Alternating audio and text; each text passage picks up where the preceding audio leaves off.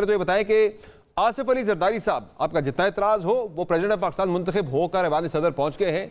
अब ये बताएं कि जो शहबाज शरीफ साहब ने अपनी पहली स्पीच में मिसाक की मुफाहमत की बात की थी, जरदारी साहब को वैसे भी मुफाहमत का चैंपियन माना जाता है, तो क्या आपको लगता है कि अब मुफाहमत जो है वो आगे बढ़ेगी और तहरीक इंसाफ भी इस मुफाहमती प्रोसेस का हिस्सा बनेगी?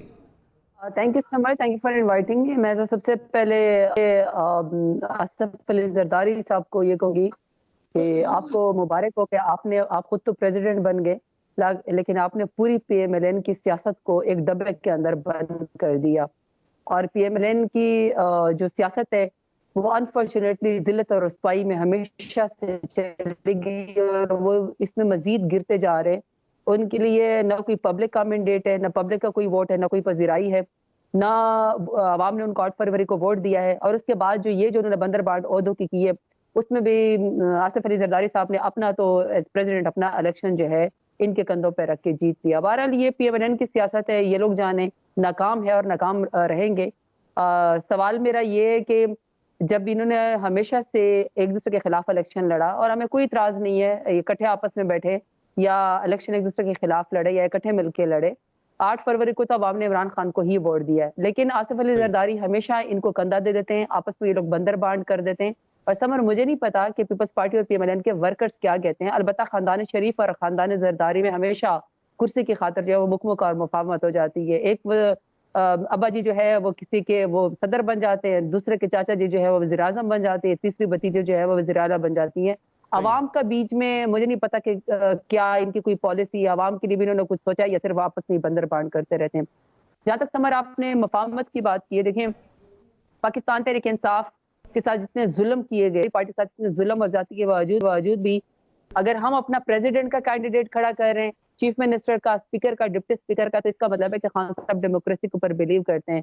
बट ये आई डोंट अंडरस्टैंड कि मफाहमत का कोई बादशाह है या लूट मार का कोई बादशाह है या कुर्सी पे बैठने का कोई बादशाह है आवाम के जो है वो मैंडेट के ऊपर डाका डाल के। मगर मसला ये कि फिर जो हमारी असल में फॉर्म 45 के मुताबिक पाकिस्तान तहरीक इंसाफ और जो आवाम जीती है उसका पहले फैसला करना होगा। सियासी कैदियों को खान साहब को पहले रिहा करना होगा, बुशरा बीबी को रिहा करना होगा, एजाज चौधरी साहब को, सेनेटर को रिहा करना होगा। लेकिन आपकी तरफ से प्री कंडीशन है कि मुफाहमत का कोई भी प्रोसेस होगा, आप जब तक ये रिहाइयां नहीं होती आप उस प्रोसेस का ऐसा नहीं बनेंगे? ये सबसे पहले बात है ना कि अब अवाम ने तो इनको हुकूमत दी नहीं है, अवाम के मैंडेट के ऊपर डाका मार के इन्होंने हुकूमत ली है, आपस में मुकमुका करके इन्होंने हुकूमत ली है। अब मुझे ये नहीं पता कि इसको सबसे पहले हुकूमत कहना चाहिए या नहीं कहना चाहिए, क्योंकि अवाम की हुकूमत तो वही होती है जो अवाम की ताकत और अवाम के वोट से आती है, और अवाम ने तो वोट 8 फरवरी को इमरान खान को दिया है, पहली बात। दूसरी बात यह कि जिन्होंने मैंडेट के ऊपर डाका मारा है सिर्फ पीटीआई का मैंडेट नहीं है, 12 करोड़ वोटर हैं, 25 करोड़ अवाम है। वो जितने जुल्म, जबर और बर्बरियत और हॉस्टाइल सिचुएशन के अंदर माएं, बहनें, बेटियां, बुजुर्ग, नौजवान जिस तरह 8 फरवरी को निकले लाइनों में लग के, जिस तरीके से वो निकले, और रिजल्ट जिस तरह समर हमने अपना हासिल किया है, आरओ के दफ्तर तो कॉर्डन ऑफ हो गए, वहां पे तो फोर्सेस आ गई, वहां से तो रिजल्ट लेना ऐसा था जैसे कोई कयामत का समा हो। मुझे पता है कि मैंने अपना रिजल्ट कैसे हासिल किया है, कितने मुश्किलों से। डेरा गाजी खान की गयूर अवाम की मेहरबानी है कि मुझे 65,000 की लीड से जितवाया, अदरवाइज तो साहब के पहले कोई शर्त रख देना कि भाई ये बातें आप करेंगे तो तब जाके मुफाहमत होगी। मुफाहमत की तो खूबसूरती है यही है कि जब आपके दरमियान कोई बहुत ज्यादा इख्तिलाफात हो, आप बैठते हैं तो कोई ना कोई हल निकल आता है, कोई ना कोई रास्ता निकल आता है। तो अगर आप बजाय से कि आप कोई शर्त रख के जाए, बगैर शर्त के अगर आप मुफाहमती प्रोसेस का हिस्सा बनते हैं तो शायद आपकी ये सारी बातें उसमें हल हो जाए। समर, हमने कौन सी प्रीकंडीशन अपनी जात के लिए रखी है? कौन सा जरताज गुल ने ये कहा है कि मेरा केस माफ कर दे? कौन सा खान साहब ने कहा है कि मेरे केसेस माफ कर दें? खान साहब ने तो ना कोई चोरी की है, ना उन्होंने कोई मनी लॉन्ड्रिंग की है, ना उनके ऊपर टीटी के केसेस है, ना खान साहब के साथ कोई पापड़ वाला, टीटी वाला इन्वॉल्व है। ये सारे बल्ले वाले पापड़ वाले तो शहबाज शरीफ, नवाज शरीफ के साथ ही इन्वॉल्व है। दूसरा, खान साहब ने कौन सा आवाम के मैंडेट जो भी साहिबा, आप जो अदालती प्रोसेस था, जो ट्रायल था, उसके ऊपर 100 एतराज़ात आपके हो सकते हैं और आपके कई एतराज़ात उसमें जायज़ भी होंगे, लेकिन मसला यह है कि वो प्रोसेस को पूरे को अडॉप्ट करके उन्हें सजा दी गई है। पूरा ट्रायल हुआ है, ट्रायल जैसा भी था वो एक अलग बहस है। तो अब आपको एक वो प्रोसेस के तहत ही उनकी रिहाई हो सकती है, डायरेक्ट रिहाई तो हो नहीं सकती। अब देखिए ना, सबसे पहले खवातीन से बात कर लेते हैं ना। जैसे जितनी खवातीन, जैसे बुशरा बीबी है, इस वक्त उनको सजा ये दी जा रही है कि वो खान साहब की अहलिया है, एक बापर्दा हया वाली खातून है, जिस तरीके से उनको ऊपर इस्लामी हदूद को नवाज शरीफ ने पार करके जिस तरीके से एक शरई हदूद के अंदर हाथ डाला है, ऐसा नहीं मुल्क के अंदर होना चाहिए। फिर जैसे डॉक्टर यास्मीन राशिद हैं, वो नवाज शरीफ से जीत चुकी हैं, लेकिन अभी तक उनको पाबंद सलासल किया हुआ है। एक तो उनका इलेक्शन जबरदस्ती उनसे छीना, और अभी तक जो है उनको जमानत भी नहीं दी जा रही। इसी तरह आलिया हमजा है, एजाज चौधरी साहब को आज वोट नहीं डालने दिया गया।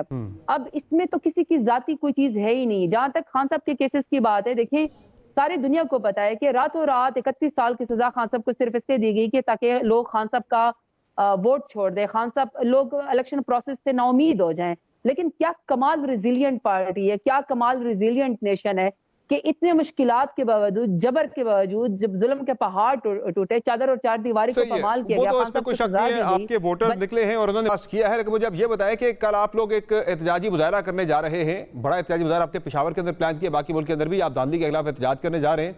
मेरी इत्तला यह है कि पिछले सैटरडे को जो आपने प्रोटेस्ट किया था वो कोई इतना इंप्रेसिव नहीं था जिसमें खान साहब इतने खुश या मुतमईन नहीं थे, इसलिए उन्होंने दोबारा एहतजाज की आपको कॉल दी है। तो कल के एहतजाज में आप ऐसा मुख्तलिफ क्या करेंगे कि आपके पार्टी चेयरमैन जो है, आपके पार्टी कायद हैं, वो मुतमईन हो जाएं और आगे मजीद जो है मामलात एक बड़ी तारीख की तरफ जाएं? ये समर जो पुरअमन एहतजाज है ना, वो तो अवाम का हक है, अवाम का राइट है। जब भी इलेक्शन होता है, जो अवामी नुमाइंदे जीतते हैं, जिन्होंने वोट लिया होता है, उनके जीत का कागज उनके हाथ में होता है। लोग जो है वो बैंड बाजों के साथ अपने कैंडिडेट को जितवाने के बाद जो है वो रिसीव करने के लिए जाते हैं। लेकिन यहाँ अजीब ही कर्फ्यू लग गया था 8 फरवरी वाले दिन। लग रहा था कि पता नहीं, जैसे ही 5 बज गए उसके बाद तो कुछ समझ ही नहीं आ रहा था कि किस तरह की चीजें यरगमाल हो गई हैं वहां पे। उसके बाद अभी तक इलेक्शन हो रहा है, अभी तक आपके सामने है कि लोगों के फॉर्म बदले जा रहे हैं। और अभी पिछले दिनों जो फॉर्म 45 जो है जिनको 14 दिन में लगा देना चाहिए था इलेक्शन के बाद, जब उनको 26 दिन के बाद लगाया तो उसमें इतनी सारी गलतियां थी, इतने ज्यादा फोर्ज डॉक्यूमेंट थे कि खुद ही इलेक्शन कमीशन ने वो जो है वापस अपने रिजल्ट हटा दिए। अब उसकी खातिर अगर अवाम सड़कों के ऊपर जो है अपना मैंडेट के लिए आवाज उठाती है, पुरअमन एहतजाज तो उनका हक है। जहां तक खान साहब की बात है, देखिए समर, मैं तो खान साहब से अभी तक मेरी मुलाकात नहीं हुई। मैं तो खुद 25 से ज्यादा FIR के अंदर जो है वो मुझे डाला गया, मुझे सजा दी गई है खान साहब का साथ देने के लिए। और उनकी यहाँ कुछ लोगों की ख्वाहिश थी कि मैं ये सियासत छोड़ दूं और मैं खान साहब का साथ छोड़ दूं। मर तो सकती हूँ पर मैं खान साहब का साथ नहीं छोड़ सकती। तो मैंने अभी खुद अप्लाई किया हुआ कि मेरी खान साहब से मुलाकात हो जाए। तो जो असल बात है, असल सिचुएशन तो मैं तभी बता सकती हूँ। लेकिन मुझे ये पता है कि खान साहब की पार्टी, खान साहब की वोटर, वर्कर, खवातीन, लीडरशिप जिस तरह मुश्किल वक्त में ये जो लोग खड़े हो गए, जिस तरह पार्टी ने साबित किया और आवाम ने साबित किया, मैं समझती हूँ कि खान साहब को तो उसके ऊपर फख्र है। बाकी बीच में जो लोग बातें करते हैं, मुझे उसका समर बिल्कुल भी अंदाजा नहीं है। एंड आई एम श्योर कि they will put up again another good fight tomorrow. अच्छी इंशाल्लाह वो होगी, धांधली के खिलाफ अच्छा जो है तो वो पावर शो ज़ताई साहब ये बताएं कि आगे आपके एहतजाजी तहरीक के लिए एक अलायंस भी बनाने की बात कर रही है आपकी पार्टी। असद कैसे सब कह रहे हैं हम एक अलायंस की तरफ जा रहे हैं, तो इस अलायंस में कौन होगा? महमूद खान अचकज़ई अकेले ही क्या होंगे? चूंकि मौलाना फजल रहमान जो है वो आपके साथ नहीं आ रहे, उन्होंने बड़ा वाज़ेह ऐलान कर दिया मैं तहरीक साहब के साथ नहीं जाऊंगा। बाकी भी आज GDA आपको वोट डालने नहीं आया, आपके प्रेसिडेंशियल कैंडिडेट को, तो कौन होगा फिर? अकेले महमूद अचकज़ई को लेके आप कोई अलायंस बनाने जा रहे हैं? समझ जिनके आपने नाम लिए ना या किसी के नाम ले लिए, ये तो जबान ज़दे आम है कि जो अवाम ने वोट दिया 8 फरवरी को, वो तो पाकिस्तान तहरीक इंसाफ को और इमरान खान को ही पड़ा है। डायरेक्टली इनडायरेक्टली सारी दुनिया मानती है, तमाम इंडिपेंडेंट राय ये मानती है, अवाम ये मानती है कि अवाम के मैंडेट पे डाका मार के चोरी हुआ है ये इलेक्शन। वहां पे मौलाना फजल रहमान साहब के तो अपनी अल्फाज है कि उन्होंने फरमाया था कि इमरान खान जब जीत चुके तो उनको हुकूमत क्यों नहीं करने देते। अचकज़ई साहब भी ये बात कह चुके हैं, मेंगल साहब भी ये बात कह चुके हैं। MKM के तो खुद ऑडियो लिक्स आई हुई और वो कह रहे हैं कि जी हमारी तो एक भी सीट हमने नहीं जीती हुई थी, हमें जबरदस्ती यानी हमें तो जितवाया गया है। इसी तरीके से PMLN के बहुत सारे ऐसे MNAs MPs हैं जिन्होंने कहा कि अगर वोट को इज्जत दो, हमारा नारा था। ख्वाजा साद रफीक देख लें, इस तरह के और देख लें जिन्होंने अपनी शिकस्त को ग्रेस के साथ तस्लीम किया और उन्होंने कहा कि हमें जबरदस्ती की सीटें नहीं चाहिए। वहां पे बहुत सारे लोगों को ये बात पता है कि सच के साथ ना देने से सच या हकायक छुप तो नहीं सकते। तो ज़ताई साहब, ये जो आज शेर अफजल मरवत ने एक इल्ज़ाम लगाया है मरियम नवाज साहबा के ऊपर कि उन्हें कत्ल करवाने के लिए टास्क दिया है, जनूबी अफ्रीका में और दुबई में कोई प्लानिंग हो रही है, कोई असैसिन्स हायर कर लिए गए हैं। वो कहते हैं कि मेरे पास सारे एविडेंस इसका मौजूद है। वो कह रहे पार्टी में शेयर भी किया गया है। आपने देखा है वो एविडेंस, वो कितना क्रेडिबल है? मैं इतना समझती हूँ कि 2 साल से जो हॉस्टाइल सिचुएशन पाकिस्तान के अंदर और जो पॉलिटिकल लोगों को फिक्स किया जा रहा है, 24 तो हमारे वर्कर जो हैं वो शहीद हुए हैं, निहत्ते थे। जिले शाह से लेकर हमारे वर्कर तक 24 लोग शहीद हुए, बड़े लोग जख्मी हुए, चादर और चार दीवारी को पमाल किया। अभी तक खवातीन जेलों के अंदर हैं। बड़ी जुल्म और बर्बरियत पाकिस्तान तहरीक इंसाफ के खिलाफ पिछले 2 साल से नवाज शरीफ और शहबाज शरीफ की इमा के ऊपर ही हो रही है। अगर उनकी इमा के ऊपर नहीं हो रही तो वो फिर अपने आप को इससे डिसोसिएट करे, और वो नहीं करे। उनको कुर्सी ही पाकिस्तान तहरीक इंसाफ को जो है जुल्म और जबर करके उनके खिलाफ मिली है। तो वहां पे शेर अफजल मरवत कहे या कोई और कहे, जिसकी भी जान को खतरा है, और समर इसको बड़ा सीरियस लेना चाहिए। खान साहब का कहते होते थे कि मेरे ऊपर जो है वो मेरी जान को खतरा है, और उसका यही बाद में वजीराबाद में नतीजा निकला कि खान साहब को बाकायदा गोलियां मारी गई, बाकायदा कॉन्वाय के ऊपर उनको जो है, और जिन्होंने वो किया था, अटेम्प्ट किया था, वो पकड़े भी गए थे। अब ये बड़ी अजीब बात है कि पाकिस्तान के अंदर इस वक्त किसी की जिंदगी महफूज नहीं है, इज्जत महफूज नहीं है, और पॉलिटिकल लोगों को जो इख्तिलाफ राय रखते हैं सही है। उनको फिक्स किया जा रहा है। तो मैं समझती हूँ शेर अफजल मरवत साहब, या इवन परसों जो खान साहब के बारे में जो खबरें आई थी कि अडियाला जेल से बाहर जो दहशतगर्द पकड़े गए थे, उनके पास अडियाला जेल के नक्शे थे और खान साहब की जिंदगी को खतरा, ये बड़ी सीरियस मैटर है और मैं इसको बड़ा सीरियस लेती हूँ। बुशरा बीबी साहिबा के बारे में जो उनके तर्जमान कहते हैं कि उनको ऐसा खाना दिया जा रहा है जो कि वो डाइजेस्ट भी नहीं कर सकती हैं और उनकी सेहत बहुत गिर रही है, तो मेरे ख्याल में इन चीजों को तो बड़ा सीरियस लेना चाहिए। और मैं बार बार एक ही बात कह रही हूँ समर, कि जब अगर इनको ठीक है। कुर्सी से खेलने से फुर्सत हो तो फिर आवाम की तरफ तो के ये लोग तवज्जो दें। बताएं ज़तार साहब, ये मोहसिन नकवी साहब वाला मामला क्या है? कल मैं सुन रहा था असद कैसर साहब को, वो ये कह रहे हैं कि अगर मोहसिन नकवी साहब वज़ीर दाखिला बन गए तो फिर मुफाहमत की बात जो है उसे भूल जाएं। इतनी हार्ड पोजीशन जो है उनकी वज़ीर दाखिला बनने पे क्यों ले रही है पाकिस्तान तहरीक इंसाफ? मोहसिन नकवी नहीं तो राना सनाउल्लाह आ जाएंगे। वो नहीं, देखे समर, कभी आपने कभी ऐसा सुना है? बलूचिस्तान में तो हम सुनते थे मिसिंग पर्सन सुनते थे, आपने कभी ऐसा सुना है कि पंजाब के अंदर, जिधर लाहौर भी दिल हो पंजाब का, एक कैपिटल है पंजाब का, और जिसको एक कहते हैं हब समझा जाता है, और पंजाब में जिसमें 82 पॉइंट या 83.2% जो लाहौर या इस तरह की बाकी जगहों में बाकी सूबों के मुकाबले में लिटरेसी रेट हो, और हर कोई रोजी रोटी के लिए पंजाब आता है, वहां पे अबडक्शन शुरू हो जाए, वहां पे मिसिंग पर्सन शुरू हो जाए, चादर और चार दीवारी के ऊपर हाथ डाला जाए। और ये कब हुआ? ये एक्सटेंशन ही हुई है ना।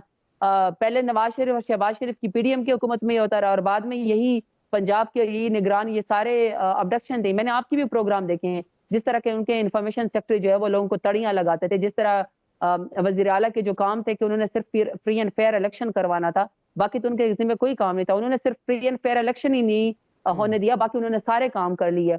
हर शख्स की चादर और चार दीवारी के ऊपर हाथ डाला, हर खातून को जदोकोब किया है।